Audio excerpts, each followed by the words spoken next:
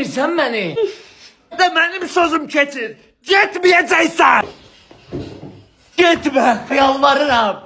Get rədd ol. Bəs uşaqlarımız, bəs bunun yeməyini kim verəcək? Məktəbə kim aparacaq?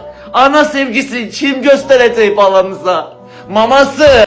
Yalvarım ona. Ben valide-i muazzama, ümmül müminin sahibetül makam, valide-i kebir, valide-i maktule kösem sultanım. Getmək istəyirsən, yalvarım ona. Qoy getsin, qoy getsin. Onsuz qədir bilən deyil, neyləsən də sevən deyil. Qoy getsin, qoy getsin. Oğlum mahnını saxla, bizim mahnımız gəlsin. Əşinə toyzad evlilik maraqları, heyifdir subayçılıq çağları, evlənənlərin güya parmaqları, batıb bala, nə olub bala, nə olub bala.